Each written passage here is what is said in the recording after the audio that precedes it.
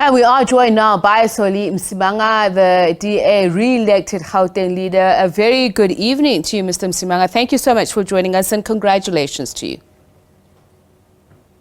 Thank you very much, Mayor, and good evening to you and to the viewers of SABC. Thank you for having me. So let's pick up from some of what you said, that you're going to need analytical skills, and you also called on the Gauteng Premier Panyaza Lesufi to get ready to pack his bags to vacate office next year. But I want to touch on something that your main and only contender, Khume Ramulifho, said, that it's time for new thinking. And your critics have said part of the problem with the DA is that the value proposition is that getting rid of the ANC is the only way for a better life for South Africa. Don't you think it's time that you focus your attention on something else? Well, how do you focus on something else when those that are entrusted with delivering a better life for the people of South Africa are actually squandering each and every opportunity that has been presented to them in the last 30 years? We have more unemployment than we've ever had before. More and more people are becoming unsafe as we talk. Right now, over 10,512 people were raped in the first 3 months of the year. 969 women were murdered in the first 3 months of the year. Now, how is that in any way something that we shouldn't be focusing on? We are saying that this government has failed, and we need to ensure that there is a new government that will be able to then, reinstill a sense of hope for South Africans, and particularly for the people of Gauteng, in this instance, that have said, they want to live a better life where there's economic opportunities, where there is, a health system that works, an education system that works, where people will feel safe, and where there's infrastructure that is actually maintained, that is actually working for the people. And therefore, this is why our eyes are on the ANC that has actually squandered and plundered taxpayers' money instead of, using that for the betterment of our people. Well, I'll go back to the issue that you raised yourself, that you'll need analytical skills. And some of your critics have said the reason you are in some of the places that could be described as a rut is because of the inability to recalibrate your analytical political lens, that your core focus seems to be on the electoral dominance of the ANC and not taking on head-on the issues that South Africans are dealing with. Well, that is not true. And this is why right now we are going to go to South Africans and to Gauteng people more specifically with an alternative plan. I have been raising this quite sharply, even in the legislature, the issue of having what we call an infrastructure a master plan that talks to, how do we fix roads? How do we ensure that there is, a proper water infrastructure, electricity infrastructure? How do we make sure that we're able to not only build, but we're also able to maintain that which is existing? How do we then ensure that municipalities are able to then feed into this plan that the province should have? And also, how do we then ensure that from a provincial perspective, we are able to then assist municipalities that are struggling?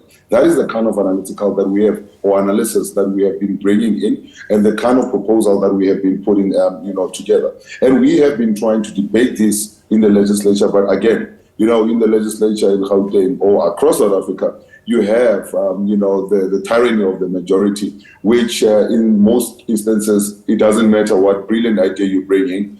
It's all about, the numbers and where, the ANC feel like they want to vote and how they want to move.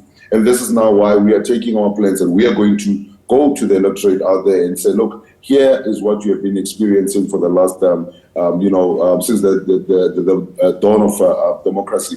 Here's where we are right now, and this is now what we are proposing as the alternative. And we will let the nation and indeed the people of Gauteng to decide whether we are on the right track or not by, deciding to register and deciding to vote for change once and for all. And in a competitive multi-party democracy, the landscape also means it includes other opposition parties. So that means you also need to focus your attention on the other political parties. You, so far as went on to defend the DA's Gauteng coalition strategy. But unfortunately, we've seen that happen in Ekurhuleni, in Joburg and Tshwane, and some of those coalitions fall apart. Well, I think, to then say coalitions fall apart, and coalitions don't work in South Africa, I think that will be a statement that is not informed by all facts. First of all, there's more than 66 coalitions across South Africa. In the Western Cape, in the Eastern Cape, there's coalitions that have been, and even here in Tshwane, that is still holding. Now, we can talk about the ones that have collapsed, and they've collapsed because the ANC and the EFF decided to work together, and there's nothing more to it. Instead, that they've decided to work together, and they removed then the minority governments or the minority coalition governments that had been put together.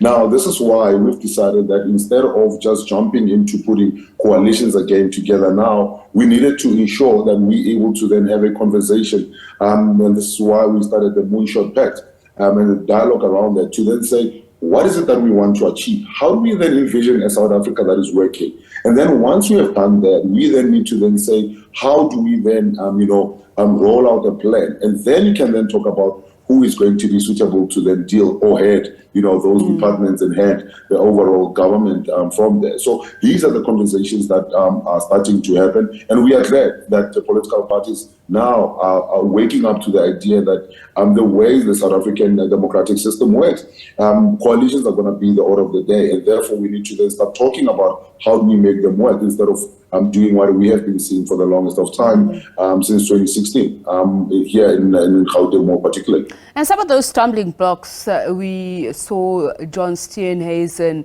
at this Congress talk about a vote for the ANC being a vote for the EFF.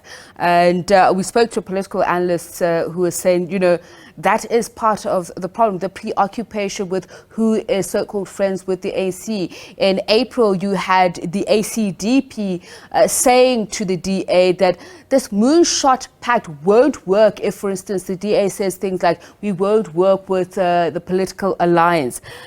Do you think that this is counterproductive to unite the opposition in general towards a better future for South Africans? This trust deficit? Well, it is important that we unite, political parties. And political parties, let's start here. Political parties all have their own identity. And all of them will have their own political philosophy that, they follow. And we are saying that we can have all of that and we can concentrate on our petty party squabbles, or we can concentrate on what South Africa is demanding of all of us. And that is to unite and to work together. The South African people are now saying that they want an alternative to the ANC. The ANC since 1994 have been enjoying clear majority, but we are now seeing them dropping even below 50% and below 40% in certain areas. That tells you that, the people of South Africa are indeed now getting to a point where they're saying an alternative needs to be found. And therefore, you cannot then want to be, part of their government and continue to then give them a lifeline. And this is why the Moonshot Pact will exclude them, because it has to do with forming an alternative government. It doesn't need to be a better government of the ANC, but it has to be a completely alternative government to what the people of South Africa have come to experience. And we are saying there's quite a number of things that are going to be complete no-nos.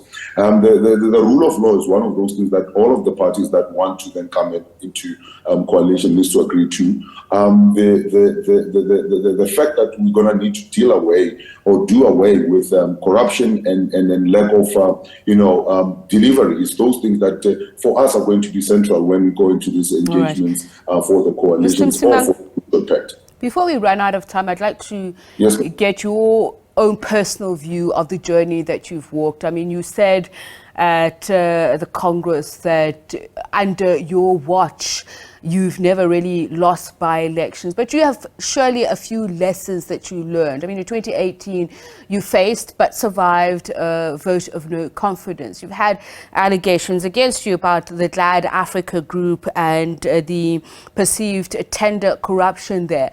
How are you going to better not only your record, but how you deal with getting more members to join the DA. You certainly lost some of your support to parties like Action SA, even though you said there's a point where you have gained background and brought, or rather welcome back some of those members who left. But there certainly needs to be a change. And from you personally as a leader, what do you think that change needs to be?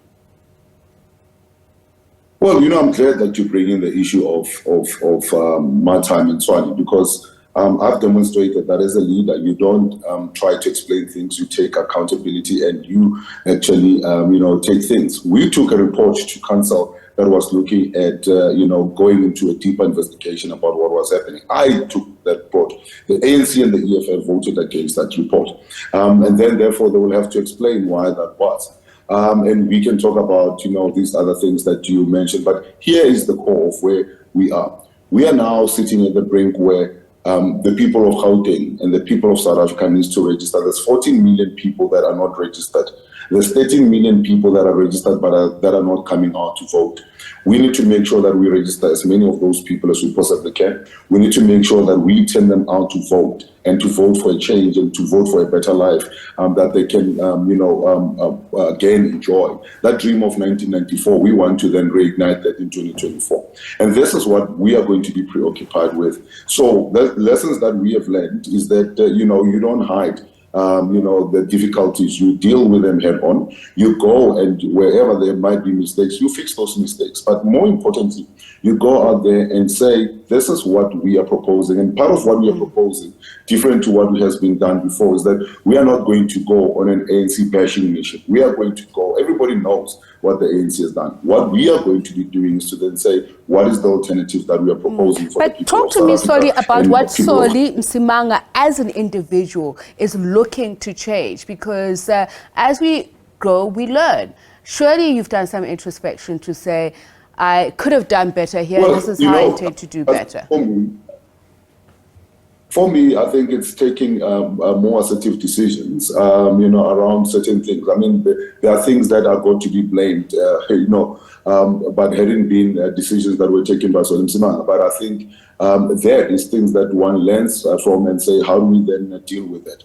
I think these are, personally, if you were to ask it, this is one thing that I'm taking to then say, if, there are decisions that are going to be binding or going to be somehow associated with myself, then I need to be firm in terms of how, taking those decisions and making sure that they do work and they work out and I can be accountable for those decisions. I think that's something that I will then personally take accountability for.